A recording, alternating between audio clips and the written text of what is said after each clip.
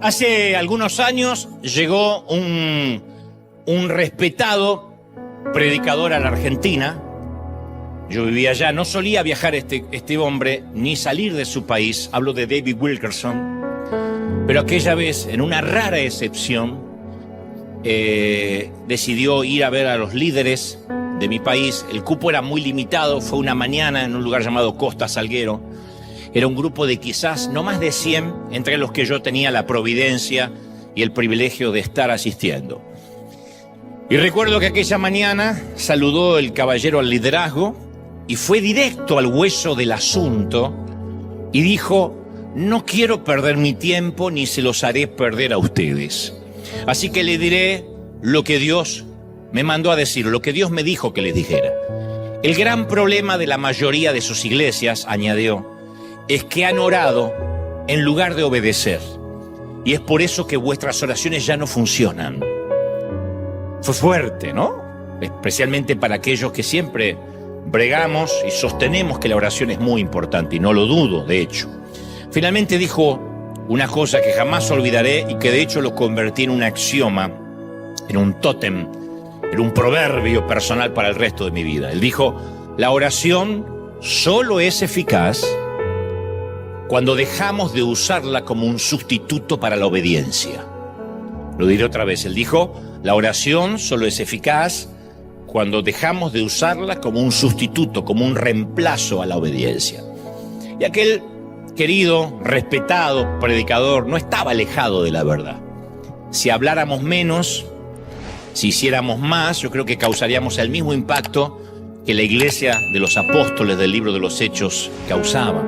Entonces algunos pensamos en ocasiones que el Señor nos va a decir: bien pensado, siervo fiel, cuando lleguemos allá, ¿no? O bien dicho, siervo fiel, bien discutido, bien debatido, o bien criticado, siervo fiel. Pero Él solo nos hará el único elogio posible, y es: bien hecho, siervo fiel. No hay otro elogio. Nunca nos va a decir que lo pensamos bien, que lo debatimos bien, porque son los hechos de los apóstoles, no las teorías de los apóstoles. Y quiero que me prestes mucha atención a esto, porque de otro modo creo que te podrías perder el alma de este mensaje, ¿no? Las reformas, yo siempre sostengo que las reformas espirituales nunca nacen de nuevos descubrimientos. Eso es lo que suelen hacer las sectas. Las sectas descubren cosas nuevas o creen descubrir cosas nuevas en la Biblia, y ahí salen las herejías, ¿no? Las reformas verdaderas, las vueltas a la senda antigua, nacen de un redescubrimiento de algo antiguo, de algo primitivo, que se nos hizo común sin darnos cuenta, que nos olvidamos. ¿Y qué necesita redescubrir nuestra iglesia? Cuando hablo de iglesia, no hablo solamente de esta congregación local, sino de toda la iglesia que nos está viendo a través de todo el globo. ¿Qué necesitamos redescubrir? Que estamos perdiendo nuestro valioso tiempo, a veces orando y reclamando por aquello que ya funciona en lugar de obedecer. O sea, la oración siempre tiene que ser en pos de tener más comunión con el Señor. Oramos porque necesitamos estar cerca de Él, como una pareja que se ama y valora cada minuto que puede estar juntos y charlar, platicar, mirarse a los ojos, pero no para pedirse el uno al otro cosas. La oración eficaz es aquella que surge del amor, de la comunión, de querer estar juntos. Pero muchas veces oramos equivocadamente, pasamos horas, por ejemplo, pidiéndole a Dios que salve almas, que las traiga a la iglesia. Señor, trae a los perdidos, o toca a mi cuñado, a mi primo, y si tienes mucha fe, a tu suegra, para que Dios los bendiga. Y la actitud es una suerte de: Señor, si tú amaras a esta gente la mitad de lo que yo la amo, nos harías crecer. Si tú amaras un cuarto de lo que yo amo a la gente, llenarías la iglesia con gente nueva. A veces esa es la actitud petulante que tenemos. Como que nosotros amamos más a la gente que a Dios. Como si nosotros estuviésemos más interesados en que los perdidos se salven que Dios mismo, que envió a su Hijo por esos perdidos. Entonces hay algo que está mal en esta extraña teología. Porque nuestra oración, insisto, tiene que ser siempre la excusa a conectarnos con Dios, estar más con Él, pasar tiempo con Él, no una palanca que le mete presión a Dios y lo obliga a actuar. De allí es que produce tanta urticaria y tanta adversidad cuando escuchamos reclama, decreta, ordénale a Dios. Nosotros no podemos ordenarle nada a Dios, ni decretar nada. Podemos creer las promesas, podemos mencionarlas, pero Dios sigue siendo el rey y Él es soberano. A veces dice sí, a veces dice no, a veces dice hay que esperar, ¿es así? Pero orar esperando que Dios salve a la gente es vivir un cristianismo pasivo. Casi, yo diría, rayando los rieles de la incredulidad. Solo que lo disfrazamos de reverencia, diciendo, yo ya oré por las almas, ahora no hay nada más que hacer, ahora esperar que Dios las traiga. Lo he escuchado desde pastores hasta líderes. Bueno, yo ya oré, ahora hay que esperar que Dios traiga a la gente. Y eso viene a colación de que por años los cristianos practicamos la santidad por sustracción. O sea, no hagas esto, no hagas aquello, no peques, no mires, no caigas en tentación. Cuando yo llegué por primera vez a una iglesia cristiana, recuerdo que eran todos una lista de cosas que ya no se podían hacer. Ya no puedes fumar, ya no puedes bailar, ya no puedes usar cierta clase de vestimenta, ya no puedes tomar alcohol, ya no puedes mirar partidos de fútbol porque son 22 tipos corriendo tras la cabeza de Satanás. Había un montón de cosas que no se podían hacer. Entonces, el problema es, con todo esto, que los cristianos bien podremos abstenernos de hacer cosas incorrectas, lo cual está bien, pero seguir sin hacer nada correcto. O sea, eres cristiano, sí, ¿y qué haces? Bueno, no hago un montón de cosas. ¿Y qué haces bien? Y bueno, no sé, pero sé lo que no hago. Entonces, la bondad no es solo ausencia de maldad. Aquel que tenga la ausencia de maldad no es que sea una persona buena. Simplemente no es mala, pero eso no significa que sea necesariamente bueno. Ustedes dirán, ¿cómo que no? Si no es malo es bueno. No, ausencia de maldad no significa presencia de bondad. En la economía de Dios, terminar sin perder, pero también terminar sin ganar nada, es una pérdida total. Esa es la parábola de los talentos. Siervo inútil, porque lo que te diste lo enterraste. O sea, uno diría, pero no perdió nada el tipo, lo enterró, sí, pero terminar sin perder y terminar sin ganar es pérdida total para Dios. Y yo me pregunto si no tendríamos o no tendremos tanto miedo a hacer lo que no es correcto, que nunca llegamos a hacer lo que sí es correcto. Hay un montón de congregaciones que me miran ahora que dicen, yo sé muy claro lo que no se puede hacer como cristiano. Y entonces, ¿qué se puede hacer como cristiano? ¿Qué se puede? ¿Qué sí podemos? ¿Qué nos añade el creer en Cristo? Ya sabemos lo que nos quita. ¿Qué nos añade? Porque el plan de Dios no es que nos congreguemos una vez a la semana. Pobre, si esto era todo. Cristo no creo que murió, subió a la cruz, semejante sacrificio, resucitó para que nos congreguemos 2 horas los domingos. Tiene que haber algo más. Habiendo hecho esta introducción, vamos a nuestra historia del día. Imaginemos estar parados en un monte llamado Tabor. Tabor, T-A-B-O-R. Muchos de los encuentros de la gente con Dios ocurren en la Biblia, en las montañas. De hecho, se mencionan cientos de veces en la Biblia, los montes, las montañas, los pináculos, ¿no? Moisés se encuentra con la presencia divina en una zarza ardiente en lo que se llama la montaña de Dios. Fue en el monte Sinaí donde Dios hizo su pacto con el pueblo. Fue en una montaña donde Elías escuchó la voz de Dios, el susurro de Dios. Y las montañas marcan especialmente la vida de Jesús también. Fue en una montaña donde el Señor rechazó la tentación, donde Satanás le ofrecía todos los reinos del mundo. Fue en una montaña donde eligió a sus discípulos. La plática, la charla, el discurso más famoso y más influyente de toda la historia de la humanidad es el Sermón de la Montaña. La muerte más célebre de la historia ocurrió en una colina, en una montaña llamada Monte Calvario.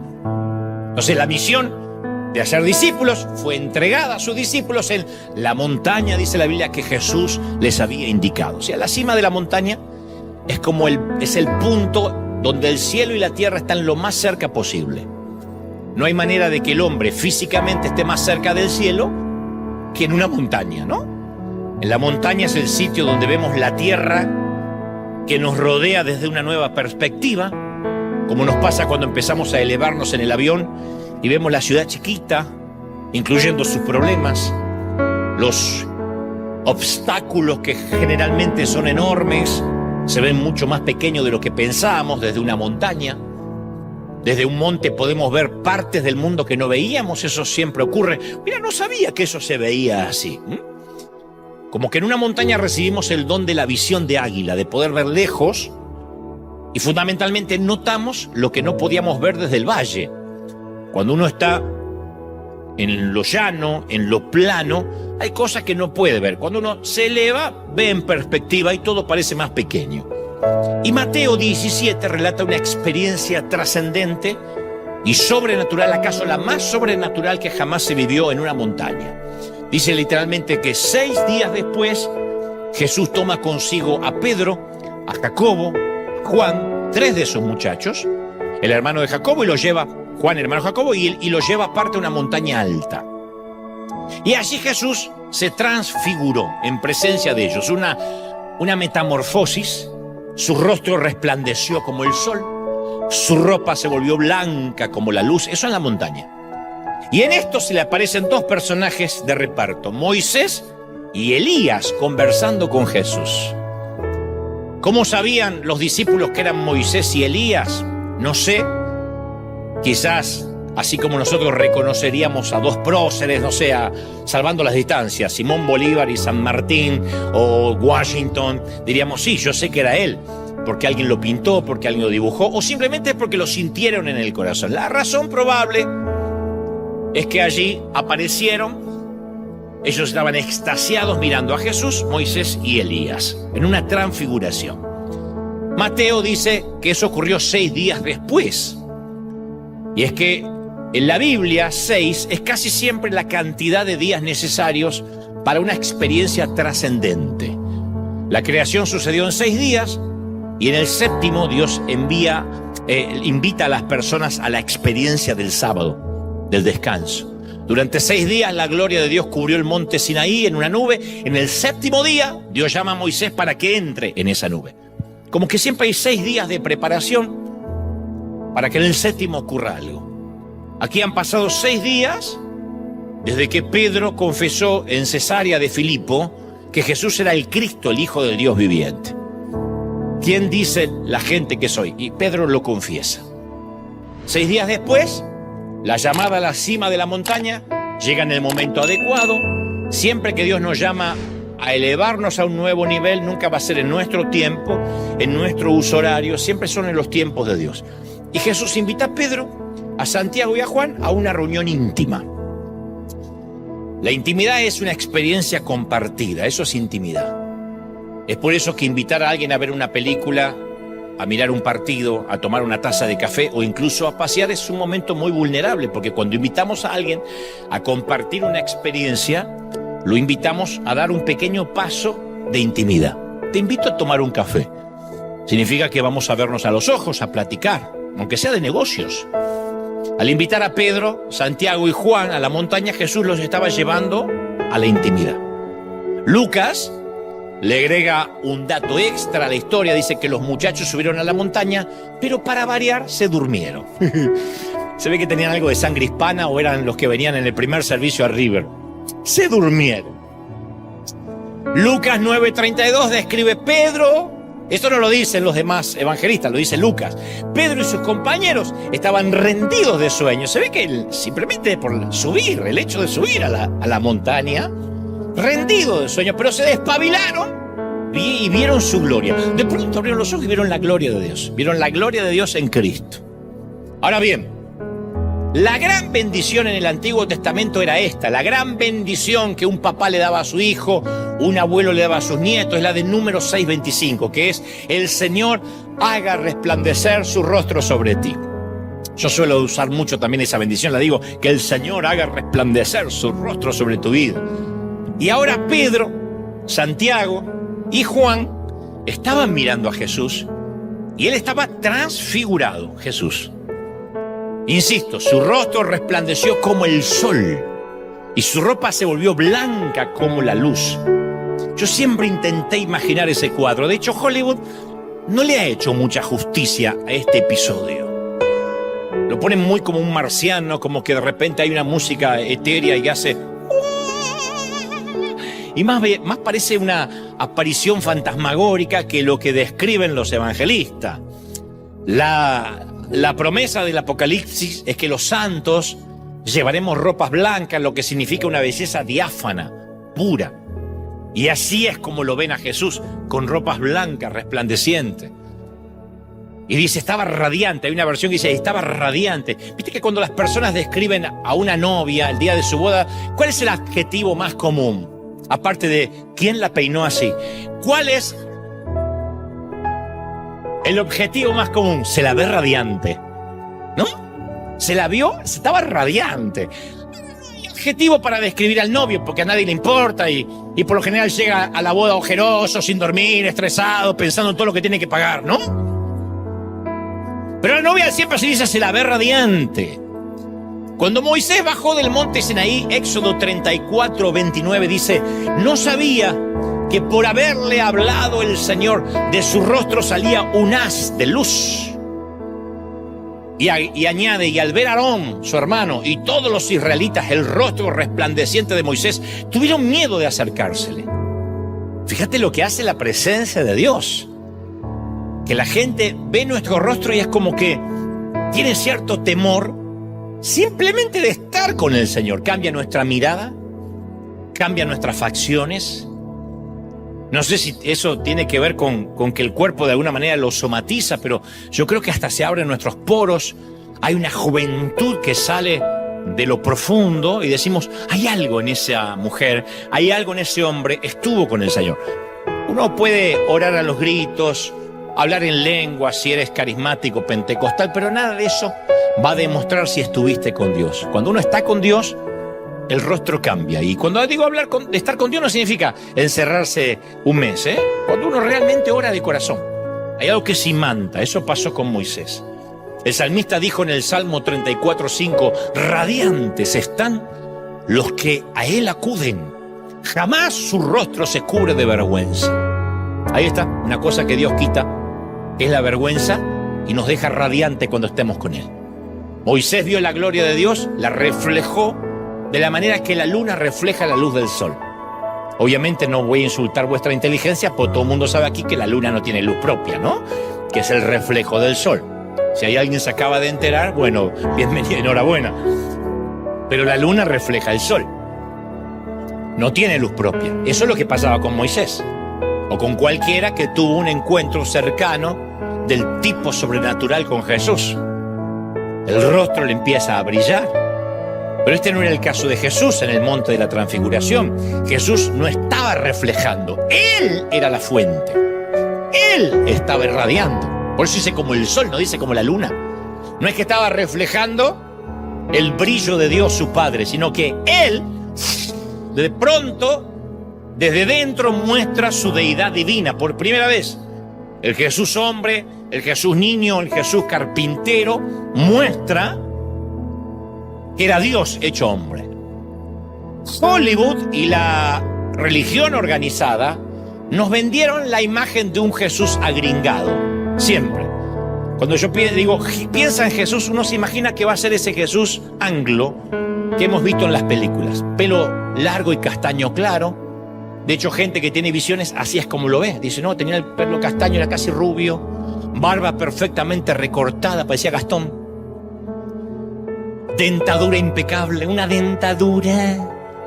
Una faja roja que cruza su túnica como si fuese una versión del Capitán América.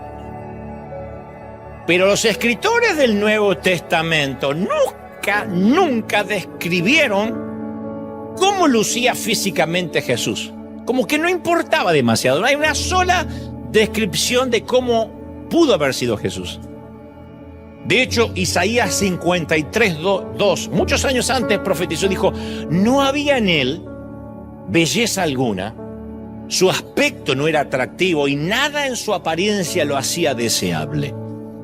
Hay de los teólogos que sostienen que Isaías estaba hablando del Jesús crucificado, ensangrentado, desfigurado por los golpes. Y otros dicen, no, realmente hablaba de que Jesús no era un tipo atractivo físicamente.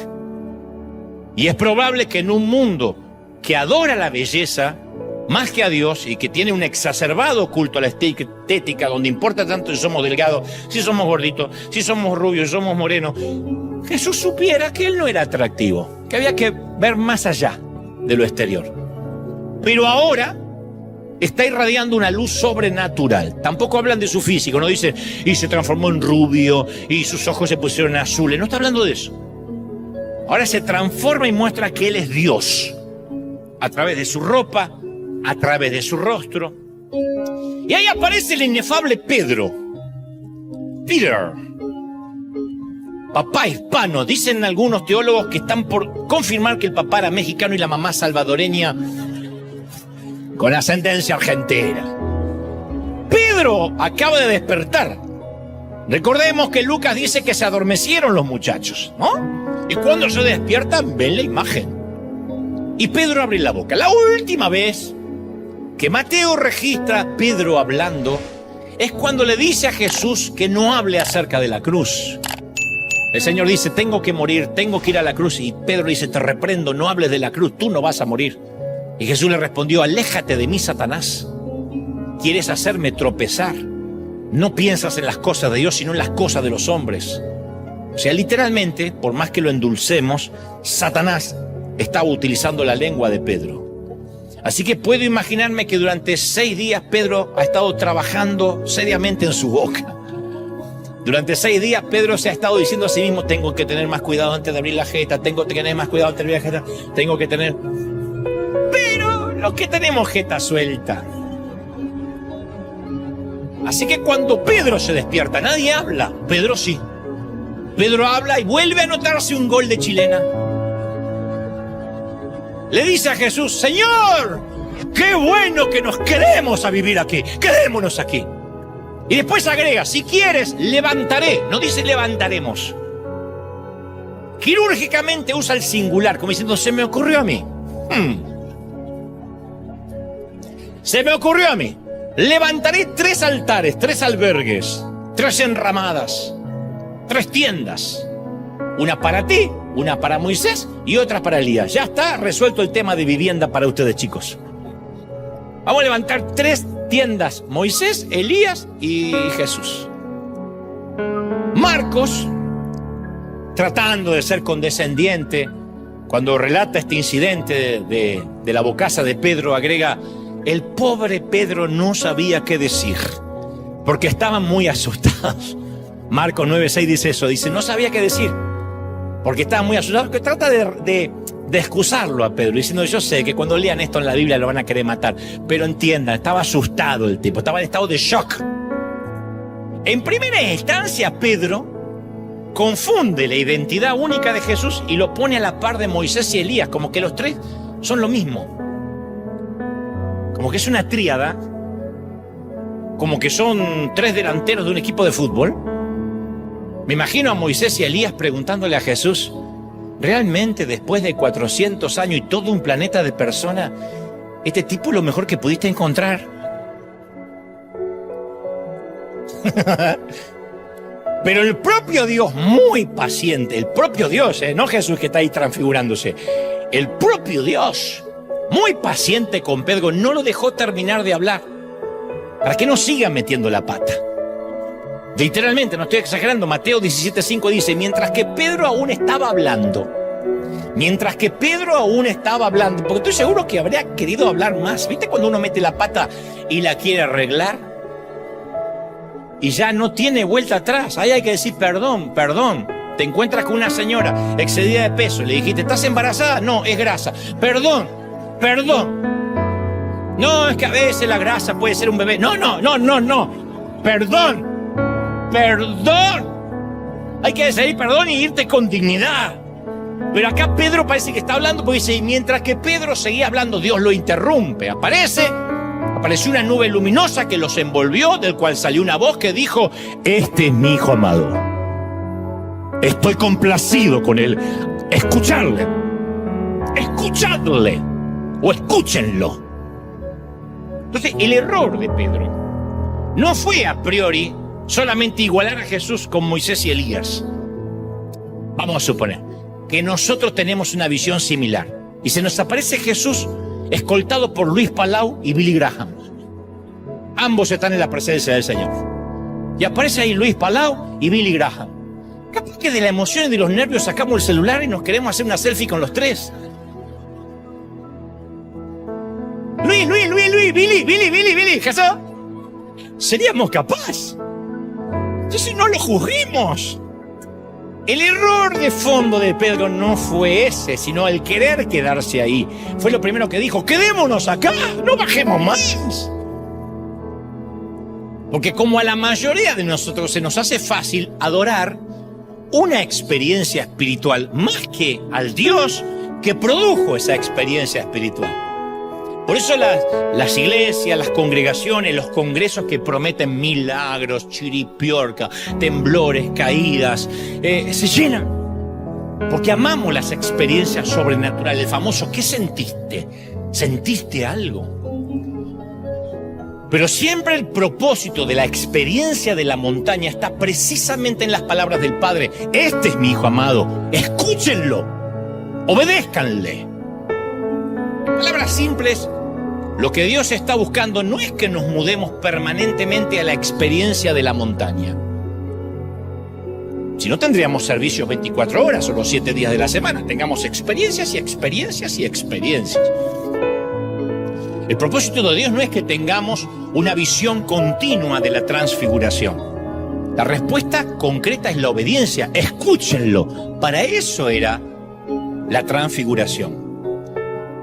Porque esos discípulos iban a necesitar confiar en que ese muchacho era el Hijo de Dios. Especialmente estos tres que después tendrían una audacia inexplicable e inequívoca, iban a necesitar recordar que era el Hijo de Dios. Lo vieron. Fueron testigos oculares de su transfiguración. El propósito de la experiencia era darles audacia para que lo obedezcan. Por un momento Pedro se olvidó que él no fue invitado a subir a la montaña porque había hecho algo bueno. Y también se le olvidó que no estaba siendo invitado a bajar de la montaña porque hizo algo malo. No. Fue invitado a la montaña para obedecer a Jesús. Tenemos una experiencia espiritual los domingos para obedecer mínimamente de lunes a sábado. Para eso son las experiencias, no para quedarnos. Y sigue narrando. Al oír esto, los discípulos, cuando Dios dice obedezcan a mi Hijo, se postraron sobre sus rostros los muchachos y tuvieron gran miedo. Entonces Jesús se les acercó, los tocó, le dijo: levantaos, no temáis. En otra manera está diciéndole: soy yo, tranquilo, soy yo. Y alzando ellos los ojos, a nadie ya vieron sino a Jesús solo. O sea que los otros dos se fueron. Capaz que Elías dijo: para seguir escuchando a Pedro, mejor me voy. Moisés se fue, Elías se fue, la nube se fue y Jesús ya no está brillando. Ahora es el mismo Jesús de siempre que ellos conocieron. Entonces la lección ¿cuál era? De que la ley, Moisés, y los profetas, Elías, apuntaban a Jesús. La ley y los profetas apuntaban a Jesús. Ahí terminaba todo. Los judíos tenían mucho respeto por la ley mosaica, la ley de Moisés, y por lo que decían los profetas. ¿Quién representaba la ley por excelencia? Moisés. ¿Quién representaba a los profetas por excelencia? Elías. Y ahí estaban los dos íconos señalando a Jesús. Ahora que tuvieron esa visión, tenían que irse de la cima de la montaña, no se quedaron ahí. Tenían que volver a sus rutinas. Había trabajo por hacer, tenían que bajar de la cima de la montaña. ¿A dónde? A la vida corriente, al trabajo, a las exigencias, a las esposas, a los que estaban casados, a los hijos. Incluso tenían que volver al fracaso. Tenían que bajar de ahí. El punto es que ahora ellos sabían quién era Jesús. Sí, lo habían oído decir que era el Hijo de Dios, pero ahí tuvieron la evidencia ocular de que era el Hijo de Dios. Y a veces nosotros, en vez de bajar después de tener la experiencia, el encuentro con Jesús y hacer nuestro trabajo, preferimos acampar en la experiencia de la montaña, lo que decía al principio. Ponernos a orar que Dios traiga las almas, que las suba a la montaña. Ponernos a orar que Dios traiga un mover de Dios. Ponernos a orar por cosas que nos corresponden a nosotros hacer. Si observamos la práctica de la iglesia contemporánea, vamos a notar que siempre, y esto lo van a saber aquellos que tienen años en el peregrinar cristiano, siempre aparecen como movimientos nuevos que llegan a ser enormemente populares. Sobreviven un par de años, 2, 3 años, no más, luego desaparecen en el olvido, como que son modas. En el camino, cada uno de estos movimientos o teologías novedosas cultivan no sé si un fanatismo, pero unas ganas de seguir.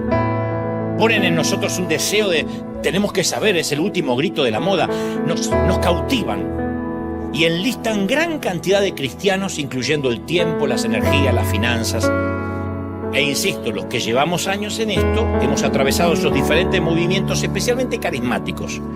Los que venimos del mundo pentecostal, somos de atravesar siempre modas nuevas. Los bautistas son un tanto más conservadores, los hermanos libres también, pero los pentecostales nos gusta la candela. Recuerdo cuando llegó el movimiento de la oración, no la oración que siempre ha estado, el movimiento de la oración.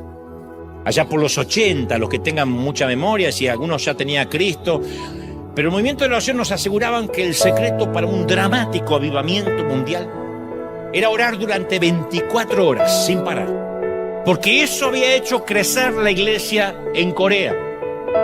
En Corea, yo siempre cuento, cada nacionalidad, cada país tiene su manera de buscar a Dios, tiene que ver un poco con la mistura, con la raza. Un coreano no ora igual que un hispano no ora igual que un anglo. Alguna vez yo vi iglesias enteras de coreanos orando, y yo creo que el coreano no ora, el coreano lo harta a Dios. Porque hace... Dios dice y lo bendice. La cosa es que eso llega a América Latina, se organizan montañas de oración, retiros de oración, congresos de oración. Incluso conocí gente que abandonó empleos, estudios, familia para recluirse a orar, porque eso traería que el mundo entero se volvería a Cristo. ¿Qué pasó con el fruto? Vimos al mundo entero caer a los pies de Jesucristo. Vimos un avivamiento mundial. Cuando hablo de avivamiento, hablo de gente que se convierte, que corre a los altares arrepentida. No. Como si el mundo pareciera totalmente inmune a nuestras millones de horas de oración cuando lo hicimos de esa manera. Nuestra experiencia de la montaña no conmovió al mundo. Recuerdo el movimiento de la adoración cuando surgió como, para algunos millennials, la adoración es parte de la congregación. Para otros lo vimos nacer, así como los analógicos nos convertimos en digitales. Yo me crié en una iglesia donde se cantaban himnos de Sión, de gloria y de triunfo. Eran himnos traducidos, a veces mal traducidos al español. Y el pastor pasaba y decía, vamos a adorar a Dios. Cual pendón hermoso despleguemos hoy la bandera de la cruz. Parecían los marineros de esto. Así cantamos. Pero después vino la adoración. Gloria a Dios que vino la adoración, tal como la conocemos. Nosotros tenemos aquí a bordo a Marcos Witt, que fue uno de los promotores de eso. Y empezó el auge, hermosas canciones, líderes de adoración, movimientos de adoración, compañías discográficas que virtualmente cubrieron la iglesia mundial, compañías discográficas que producían música gospel. Y por un tiempo creímos que si adorábamos a Dios, por un periodo prolongado, el clima espiritual de una comunidad, de una ciudad, de una nación iba a cambiar.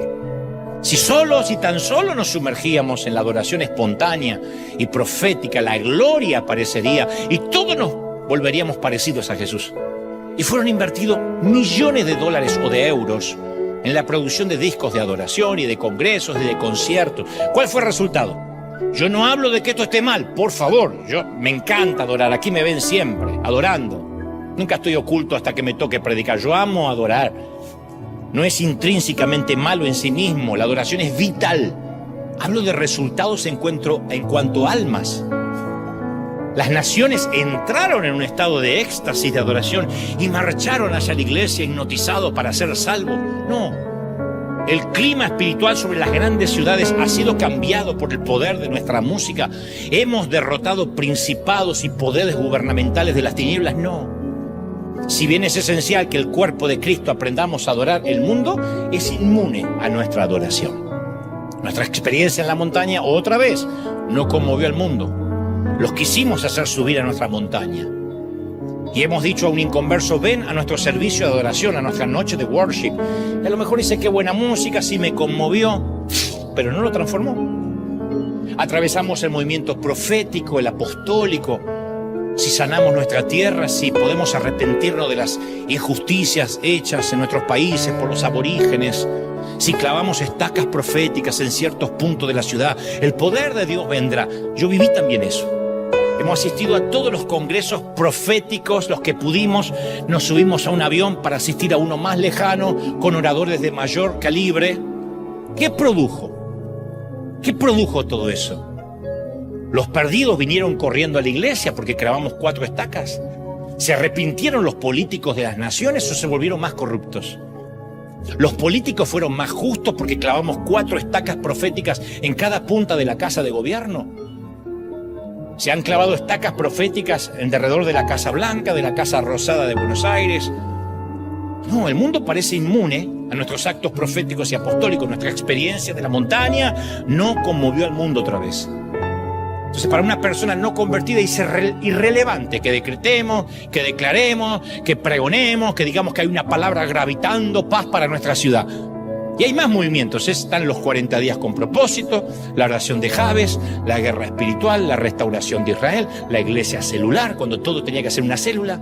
El que no tiene célula está fuera de la visión. Las células van a cambiar el mundo. La célula es reunirse en una casa, juntar gente y llamar vecinos. El modelo de los 12, el movimiento del empoderamiento, todo el mundo se empoderaba. O sea, antes que me apedreen en casa y acá, todos queremos que el mundo venga al conocimiento de Jesús. Yo no estoy diciendo que haya una mente maquiavélica detrás, tratándonos de timar. Todos queremos que los perdidos se salven, que los enfermos se sanen, que los oprimidos sean liberados. Queremos que la justicia, la paz y el gozo inunden nuestros hogares, nuestras comunidades, nuestras naciones. Todos esos movimientos son defendidos y promovidos, me consta, la mayoría por personas íntegras y bien intencionadas. Todos amamos a Jesús, amamos al mundo, a los perdidos y a la iglesia. Pero Jesús dijo que verificáramos el fruto. Y el fruto siempre tiene que ser visible, no invisible, no intangible. Porque cuando uno se mete en la experiencia de la montaña, uno dice, yo te pregunto, ¿le predicaste alguna vez a tu vecino, a tus parientes? No. Pero cuando entran en mi casa sienten la atmósfera. Ok. ¿Pero le predicaste? No. Pero antes de que venga, yo rocío con aceite toda mi casa. Ok. O sea, se van aceitosos. Alguien podría decir, qué frío que eres, Dante. No, convengamos que todos debemos vivir una vida de oración. Una vida de adoración, de devoción personal a Cristo, sí. Al fin y al cabo hay un importante precedente bíblico en estas prácticas, que el Señor y sus discípulos los predicaban. Jesús se alejaba de la gente para orar.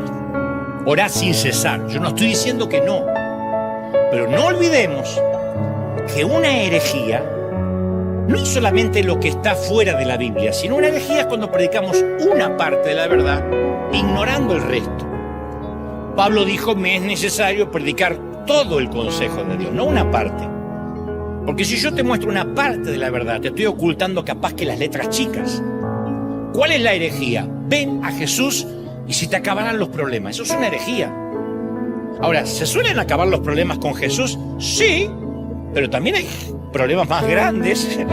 También hay crisis que te van a pasar por encima. Y la promesa es que todo lo vas a poder en Cristo, que te va a fortalecer. La promesa es que ni la muerte, ni principados, ni potestades, ni ninguna otra cosa creada te va a separar del amor de Cristo. Pero hay cosas que van a intentar separarte. ¿Me sigues, sí o no? Entonces, si yo te predico una parte de la verdad y te digo, Cristo quiere prosperarte, y solo digo eso, es una herejía. ¿Prospera el Señor? Sí. Pero a veces no. ¿Por qué? Porque Él es soberano, porque Él es rey. Porque a veces tenemos que pasar momentos, como dijo Pablo, de escasez, y uno aprende a contentarse en la escasez. Entonces, insisto, una herejía es una parte de la verdad. Y a veces esos movimientos pueden convertirse en excusas para quedarnos en la montaña en lugar de ir por los cautivos. Honestamente, la razón por la cual estos movimientos son tan populares es porque nos eximen, nos excusan de los compromisos reales. No hay nada mejor para un creyente que me anoté en un congreso de 4 días intenso de la mañana hasta la noche y me recibí todo. ¿Está mal? No, está bien. Pero el fruto de ese congreso, ¿dónde está? ¿Para qué me entrené? ¿Para qué Dios me llenó? Si nunca tengo dónde vaciarme. Entonces, a veces nos proveen un montón de actividades donde no se puede medir el fruto. Hay iglesias que tienen un montón de actividades toda la semana. ¿Y cuál es el fruto? ¿Se salva gente? Como diría Carlos Anacondia, un gran amigo y evangelista, esto, salva almas. Porque si no salva almas, ¿para qué sirve? Me acuerdo que en Argentina una vez había una iglesia que se hizo muy famosa porque empezó a caer polvo de oro del cielo. Y cuando la gente oraba, era como una purpurina que se le llenaba en las manos a la gente, y había otra iglesia que pasaba algo similar, pero era aceite. Y yo no voy a hacer un juicio de valores si esto era una estafa o era realmente Dios. Lo que digo es que una vez se lo plantearon al querido Carlos Anacondia, evangelista, y le dijeron, mire, hay tal congregación que cae polvo del cielo, y la pregunta de él fue, ¿y eso? ¿Salva almas? No, pero cae polvo del cielo, ¿y para qué sirve? ¿Se puede vender y dar a los pobres? No, porque es purpurina, no tiene valor. Ah, entonces no me interesa. ¿Cuál es el fruto? Ahí es cuando todo se vuelve intangible, nos volvemos cristianos intangibles. No salimos a calmar el hambre de nadie, pero estamos intercediendo por los pobres de África. No ponemos ni una moneda en la ofrenda por los pobres de África, pero oramos. O merodeamos en las redes para decirle a otros ministerios a dónde deberían mandar dinero y a qué pobres deberían ayudar. La iglesia está llena de recomendadores de pobres. A mí me escriben todo el tiempo, acá en la esquina hay una abuela que necesita ayuda. Es tu abuela, no mía. Entonces, no nos comprometemos con el dolor ajeno, pero participamos de actos proféticos, rociamos la vereda de la intendencia con aceite, le dimos 7 vueltas a la plaza. Y dicen, no estoy en contra de que estos actos proféticos no sirvan. Digo, eso solo es una herejía. Yo supe de una congregación en mi país que invirtió un presupuesto enorme en rociar con aceite las ciudades de un helicóptero. Y salieron con unos galones así de aceite a rociar toda la provincia. Y aquí, imagino, si vas por la calle, ¡puf!, te cae el aceite encima. ¿Está mal? No, yo no voy a hacer un juicio de valores si está mal. Digo, la ciudad entera después por ese aceite se volvió a Cristo, porque si es así, cerremos en la arena, consigamos un buen helicóptero, buen aceite y salimos a rociar Anaheim. A mí me conviene más. Una vez a la semana vengo y me voy acá. Si eso es todo. Entonces hay gente que cree que sirve a Dios con algo tan intangible como ponerle un like a una publicación. Dice, pero yo sirvo al Señor, yo comparto videos. A mí me suelen escribir muchos cristianos diciéndome, ¿por qué no te pronuncias acerca de la tragedia de Gaza? De los crímenes de Gaza, de la crisis de Venezuela, de la redada de inmigrantes. No te escuché decir nada acerca del asesinato de Charlie Kirk. Como que el simple hecho de que yo diga algo en redes demuestra que estoy comprometido con ciertas causas. Porque es cool, porque es parte del esnobismo. Opinar en las redes como si eso me eximiera de involucrarme, de tener que predicar. Ya opiné en las redes. A priori yo no soy el Papa para tener que pronunciarme de todo. Si oro por una nación o por una crisis, lo hago en secreto y punto. Y además, si yo mencionara algo en mi caso, aparecerían un montón religiosos diciendo, qué fácil es opinar desde Estados Unidos, ¿eh? ¿Cómo se nota que opinás de Venezuela sin conocer nuestra realidad? Así que yo me cuido mucho de opinar. Ni siquiera opino mucho de mi país, a menos que esté ahí. Pero esa es la nueva tendencia de principios de siglo. Me preocupo. Tengo carga por los perdidos, pero por internet. Pero nada de eso ni es compasión, ni servicio, ni amor real. Ni ensuciarse las manos con el corazón de la gente, con las almas de las personas. Entonces el Señor no necesita ni intermediarios, ni lobistas, ni managers. Si queremos servir, vamos a tener que bajar de la montaña, de nuestra santidad y superioridad, y ensuciarnos las manos con la gente. Vamos a tener que bajar. ¡Ya! ¡Bájate de la montaña! Vamos a tener que bajar. Entonces a veces uno dice, pero caramba, nuestra iglesia actual no se parece nada a la iglesia del libro de los Hechos, cuando ciudades enteras eran dadas vueltas, eran sacudidas por el poder del Evangelio. Entonces, ¿cuál es la diferencia entre ellos y nosotros? Que ellos dijeron algo, que ellos hicieron algo, arriesgaron todo, bajaron de la montaña y llevaron el mensaje al valle. No se le permitió a Pedro quedarse ahí arriba con 3 altares. A bajar, Pedro. Llevaron el poder a las calles. No invitaban al mundo a subir a su montaña. ¿Qué hubiésemos hecho nosotros? Vengan, que todos los domingos tenemos una transfiguración allá arriba. 2 transfiguraciones al día, a las 9 y 12:30, no falte.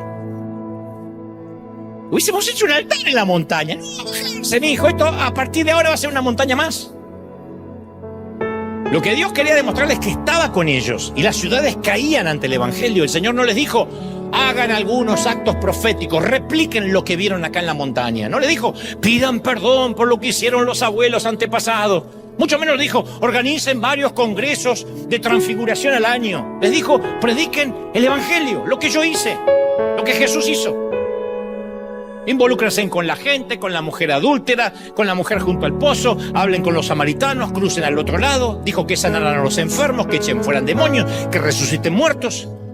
Dijo que fueran por todo el mundo, no que se quedaran celebrando un culto en lo alto de la montaña.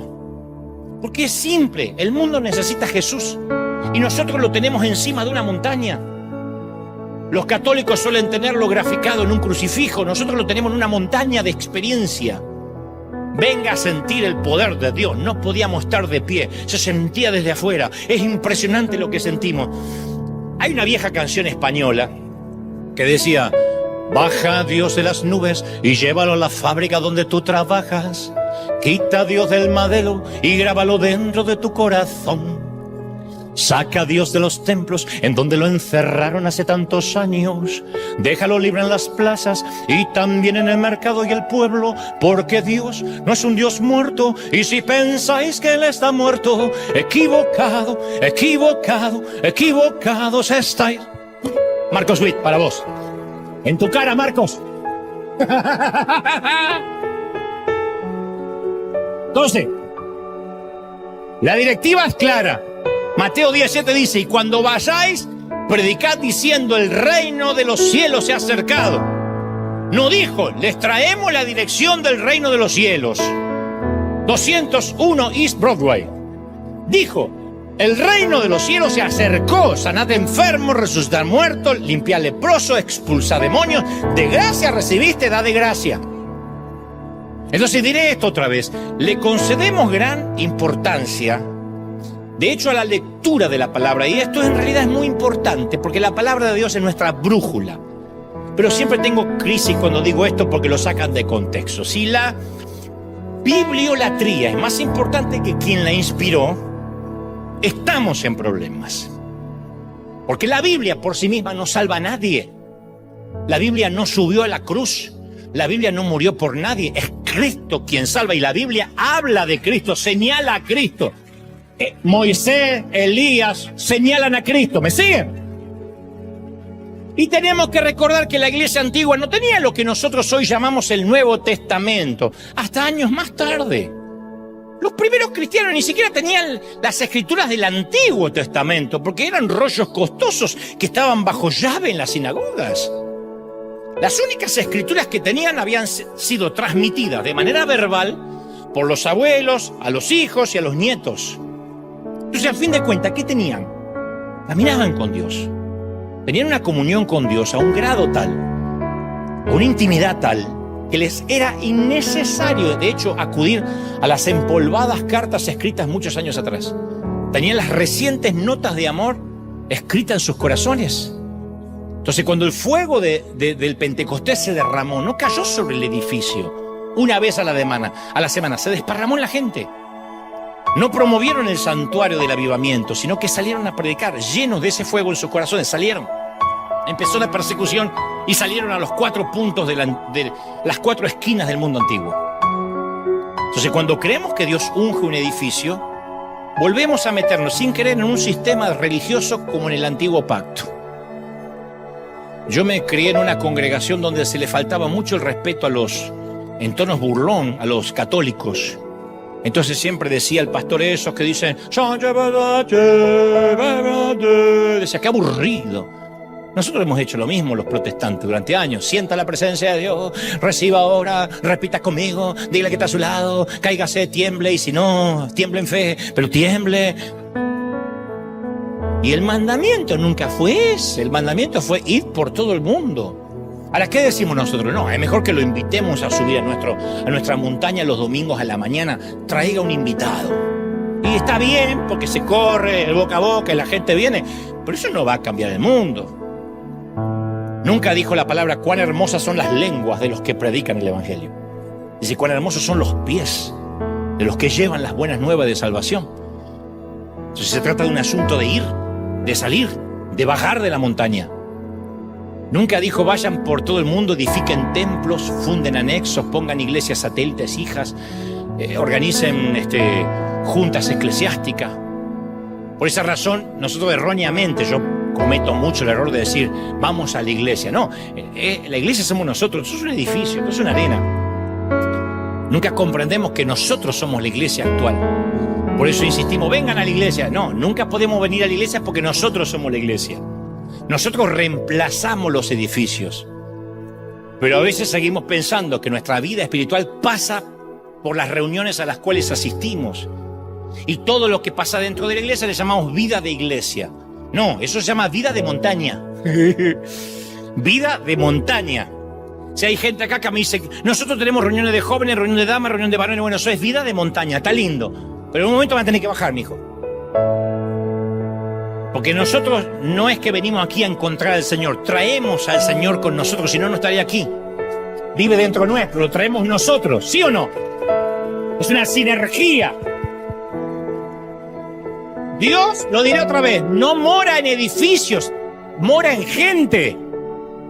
Que alguien me debata esto, por favor, no vive en Dios ya no vive en las montañas, vive en los corazones de la gente. Eso pasó cuando el velo del templo se rasgó. Ya no hay que subir a las montañas. Sí, lo usamos metafóricamente, voy a subir a un encuentro con Dios, pero si aún eso ocurriera, es para bajar. Si Cristo se encuentra en una reunión donde estamos es porque nosotros lo hemos llevado. Por eso es una locura si yo no veía la hora de venir para sentir la presencia del Señor. Como yo te dije una vez y lo voy a decir otra vez, yo ando mucho por la arena en la semana cuando está vacío. Te aseguro, Dios no vive aquí. Nunca entré y me encontré a Dios acá con ángeles, nunca, jamás. Pero yo subo al auto y siento a Dios, paso por aquí y siento a Dios, voy al baño y siento a Dios, ando por el mercado y siento a Dios y me doy cuenta que no vive aquí, vive ahí, vive ahí. ¿Lo crees, sí o no? Ahí. Lo que pasa es que confundimos emoción con la presencia de Dios. Porque si para alguien presencia de Dios es sentir algo, el día que no sienta algo, va a pensar que Dios lo abandonó. A veces no sentimos nada y nunca se va Él. No es que cuando uno lo siente está y cuando uno no lo siente no está. Él vive siempre acá. Su domicilio es acá, es ahí. ¿Lo sientas o no lo sientas? Dios dice que el agua viva sale de nuestro interior. Jesús dijo en Juan 4:13, el que bebiere del agua que yo le daré, no tendrá sed jamás, sino que el agua que yo le daré será en él una fuente de agua que salte para vida eterna. No dice que entre, que salte. Yo lamento decepcionar a unos cuantos, pero lo diré en el cielo, nadie va a tomar la lista de la cantidad de servicio a lo que asistimos. Esto le va a dar urticaria a los pastores, me van a querer matar. Pero Dios va a decir, hay un domingo de octubre que no te congregaste. No, porque ese día vino la consuegra. Apartaos de mí, hacedores de maldad. ¡Oh! Hay que congregarse, sí, pero no nos va a salvar eso. Eso es religión. El decir, yo me congrego para no perder la salvación. No pierde la salvación por congregarse o dejar de congregarse. ¿Qué hubiese pasado en la pandemia si no? Entonces Jesús vino a traernos vida las 24 horas del día, los 7 días de la semana, los 365 días del año. Los servicios pueden ser maravillosos, de hecho lo son, pero nuestra vida espiritual no está basada en 2 horas de servicio. ¡Pobre si son 2 horas de servicio! ¿De verdad? ¿De verdad Jesús murió para 2 horas? Jesús nunca dijo, los espero el próximo domingo en la mañana acá en la montaña. O che, oremos para comprar un terreno en Jerusalén. Estoy entre Jerusalén y Grecia. Che, quiero poner las oficinas ahí, ¿viste? Jesucristo Ministries. Y construir un templo central, ¿viste? Un megatemplo. Y después empezar a fundar anexos. Cuando alguien decía, maestro, ¿dónde vives? Él no respondía. Mira, Marcos, dale un folleto. En la parte de atrás está nuestra dirección y horario de reuniones. Nos juntamos con los discípulos siempre en la casa de Pedro. Y si no, si anda la suegra, nos vamos a la casa de Felipe. Él únicamente decía, ven. Y aquellos que esperaban que fundara oficinas centrales todavía están esperando porque jamás tuvo dirección fija. Tampoco tenía horarios de reuniones, ni estudios bíblicos, ni reuniones de oración, ni cultos dominicales, ni congresos. ¿Qué manera enseñaba? Lo hacía mientras iba por los caminos de Palestina. Era una forma de vida que duraba 24 horas. Eso es ser como Cristo. Como dijo una vez, nosotros le decimos a la gente, ahora que eres cristiano, sigue lo que dice la Biblia. Y la mayor parte de nuestra enseñanza es que la gente conozca las cosas que nosotros conocemos. Y no que lleguen a ser lo que nosotros somos. Sería más fácil. ¿Y ahora qué tengo que hacer? Imítame a mí. Así como yo vivo, trata de vivir. Pero no, sigue lo que dice acá, es más fácil. Pablo le dijo a los Corintios en la segunda carta, capítulo 3, versículo 2, ustedes mismos son una carta escrita en nuestro corazón, conocida y leída por todos. Como dijo alguien, seremos la única Biblia que alguien leerá alguna vez. Nosotros somos las cartas de Dios. No dijo, ustedes serán los que conocen las cartas de memoria. Ustedes son las cartas. Entonces, cuando Jesús ascendió, se fue con el Padre. Él sabía que dejaba atrás un mundo que incluía pobres, hambrientos, prisioneros, enfermos. Entonces hizo planes para resolverlo, un plan a largo plazo y otro plan a corto plazo. El plan a largo plazo implicaba su retorno, su poder en gran gloria. Así como me veis ir, me van a ver venir. El plan a corto plazo implicaba ponerlo en nuestras manos. Él ascendió para que nosotros ocupáramos su lugar. Entonces, cuando la gente suele preguntar, ¿dónde está Dios cuando la gente sufre? Es una pregunta que se hace mucha gente hoy. La respuesta es otra pregunta. ¿Dónde está la iglesia cuando la gente sufre? Porque Dios está acá. ¿Dónde está Dios cuando hay guerras? Acá, en el corazón de la gente. ¿Qué hace esa gente cuando hay guerra? Es otra pregunta. ¿Qué hace Dios con la pobreza? ¿Por qué Dios no hace nada? Porque Dios está acá.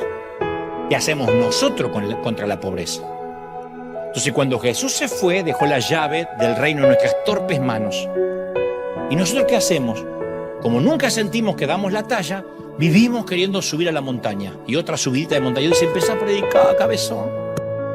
Hablale a alguien. No, déjame una subidita más, Dale, una subidita más. Y estamos. ¿Por qué el cuerpo de Cristo se parece tan poco a Cristo? Yo no puedo dar una respuesta segura porque obviamente soy parte del problema. Entonces me incluyo. ¿Por qué me parezco tan poco a Él? ¿Por qué yo me parezco tan poco a Cristo? Tenemos este tesoro en vasos de barro para que la excelencia del poder de Dios sea de Él y no en nosotros. Eso es lo que escribió Pablo en una de las afirmaciones más precisas que jamás se hayan escrito. Él sabía que dejaba este tesoro en vasos de barro, en nosotros. En esta cuadrilla destartalada de gente. Nadie se enoje que estoy yo entre ustedes. El haber estado alguna vez en la montaña de la intimidad de Cristo no fue solo para que tengamos la experiencia de ver la luz, sino convertirnos en parte de esa luz. Pero me temo que perdemos mucho tiempo quedándonos en la montaña hasta tanto nos sintamos dignos para bajar. Nunca nos vamos a sentir dignos para bajar. Nunca. Cuando el Señor camina sobre las aguas, Pedro dijo: ¡ay, Señor, que soy inmundo de labios! Exactamente lo que dijeron los profetas. Tócame con brasas del altar, inmundo de labios soy. Cuando el Señor revela su santidad, sí o sí vamos a sentir que somos menos que una cucaracha. Nadie baja de la montaña diciendo: ¡ah! Estoy lleno de Dios, aleluya. Aleluya, agarra la que es tuya. Nunca. Nunca. Cuando uno realmente está con Dios, Dios revela cuánto nos falta. Qué lejos estamos de dar con la talla. Y usted dice: y si estamos lejos, ¿por qué nos dejó a nosotros la tarea de predicar? Porque la idea de Dios nunca fue que nos acampemos allá arriba. El propio Jesús nos dijo: ustedes son la luz del mundo. Hagan brillar su luz delante de todos, para que puedan ver las buenas obras de ustedes y alaben al Padre que está en los cielos. Hagan brillar la luz. Enciende una luz, diría Marcos. Déjala brillar. Me va a pegar la próxima vez que venga Marcos, me va a pegar. Yo sé. Pero Jesús no dijo: intenta hacer que tu luz brille más fuerte. Y otra vez: no. Las lámparas no tienen que forzarse. Brillan a base de lo que sucede dentro de ellas. En caso de una lámpara, del filamento. Pablo escribe en Filipenses 2:15 que cuando vivimos de acuerdo a la luz de Dios en nuestras vidas, el resultado es que brillamos como estrellas en el firmamento, manteniendo en alto la palabra de vida. Brilla. A donde estés, brilla. A donde estemos, brillemos, dice el Señor. A donde Dios nos mande, brillemos, reflejemos la luz. Pero para eso hay que bajar de la montaña. A mí me viven escribiendo: ¿qué haces haciendo programas mundanos, entrevistando a esa gente que no son ejemplo? ¿Qué haces haciendo un programa de radio que no predica? Hay una fobia a bajarse de la montaña. Hay fobia. Yo tendría que entrevistar a apóstoles, a pastores y a ciertos, porque algunos. Porque por ahí, si no están en enlace, no están tan ungidos como el otro, y también tendría problemas. Pero ensuciarse las manos con el alma de la gente significa bajar al llano. Yo siento que sirvo mucho más a Dios en la semana, haciendo programas seculares, entrevistando, mucho más que acá. Acá es un entrenamiento. Después tengo de lunes a sábado para brillar, para que digan: hay algo diferente en este tipo. Tiene otros valores. Fíjate que tiene otra manera de conducirse en la vida. Fíjate que parece que vive a la antigua, porque hay cosas que no participa, pero tampoco te condena. A mí me fascina eso, porque brillar entre evangélicos, brilla cualquiera. Encima, el que no brilla simula que brilla. Y quiero terminar con una pequeña historia real. Así te explico esto de qué significa quedarse en la experiencia de la montaña, donde desde la perspectiva de dos hombres con un sueño idéntico y con resultados radicalmente diferentes. De hecho, puedo hablar porque conozco muy bien a estos dos hombres. Uno de ellos es un orador talentoso, además de ser profesor de, hasta donde recuerdo, teología, griego y homilética. Es el mejor que jamás conocí. Buena onda, aparte, buena gente. Pero no creo que alguna vez vayas a escuchar jamás alguno de sus mensajes. Y no porque no sean buenos, Ha escrito muy buenos sermones en los últimos años. Yo he leído un par de ellos. Pero se terminaron pudriendo en los archivos de la computadora de su casa. Hubo un tiempo en que este tipo tenía la visión de un ministerio mundial con sus mensajes. Oró mucho por eso, habló mucho de eso. Y se preparó durante años y años, me consta. Oraba y ayunaba días enteros, a veces semanas. Se retiraba semanas completas a buscar el rostro de Dios. Literalmente subía montañas. Buscaba montañas cerca de su casa, o se tenía que viajar para acampar en la cima, hacer una fogata, hacer una tienda, y buscaba nuevas revelaciones. Y siempre decía: todavía no estoy listo, pero cuando lo haga, el mundo entero va a saber de mi llamado. Hoy no predica en ninguna parte. Recientemente también me enteré que dejó de escribir. Y ahora él dice, estoy demasiado viejo para empezar. Y cuando lo volví a ver, lo vi apagado, triste, frustrado como todo aquel que nunca quiso bajar de la montaña porque se sentía que no daba la talla. Nunca iluminó a nadie. Hoy me puso triste saber que quiere pagar su hipoteca, su vida es pagar la hipoteca. Y ya se hizo la idea de que el mundo nunca va a escuchar sus mensajes. Tiene una capacidad el tipo. En cuanto al otro tipo, siempre tuvo más limitado que su amigo. Pero hay mucha gente que ya escuchó sus mensajes. De hecho, aunque nunca tuvo capacidad teológica, estoy seguro que si te lo mencionara recordarías alguno de sus mensajes. Y comenzó predicando en todos los grupos que lo quisieran escuchar. Eso a veces significó predicar a 15 adolescentes en medio de un campamento muerto de frío. Otras veces significó predicar en iglesitas que parecían antros, en medio de la nada, con gente que ni siquiera oía. Pero predicaba mucho y acumulaba horas de vuelo. Y también oraba y se preparaba, no tanto como el otro tipo, pero se negaba a quedarse mucho tiempo en la montaña. Y a veces no lo volvían a invitar nunca más, porque se equivocaba bastante. Y hasta a veces era el peor es nada de algún congreso, o sea, lo invitaban a último momento cuando algún famoso orador suspendía en última instancia. Y dicen que el tipo se equivocaba mucho, pero él seguía, porque no sabía hacer otra cosa. Y predicaba en cada oportunidad que se le presentaba. Y siempre tuvo la fe de que Dios le permitiría tocar el mundo a través de sus mensajes. Ha creído eso desde que lo conozco. Y lo conozco bien porque convive conmigo hace 57 años. Entonces, Dios sabe que no alardeo. Estás viendo un tipo con muy poca capacidad, de verdad, no estoy alardeando. Con un tipo que no pudo terminar ni el colegio secundario, con cientos de errores, pero que lo único bueno que he hecho es no quedarme en la montaña de la religiosidad. Entonces quiero darte un consejo que puede salvar tu propia vida y los miles que te van a oír. Escribe esto en las tablas de tu corazón, átalo a tu cuello, que sea lo último que recuerdes de este mensaje y lo primero mañana si te levantas. La orden es, ¡ya! Bájate de la montaña. ¡Vamos! ¡A trabajar! Y ahora, Padre, te damos gracias porque lo que has iniciado esta noche lo llevarás a cabo. Te damos gracias porque la obra está hecha, la libertad está decretada y la identidad ha sido restaurada. Dios les bendiga.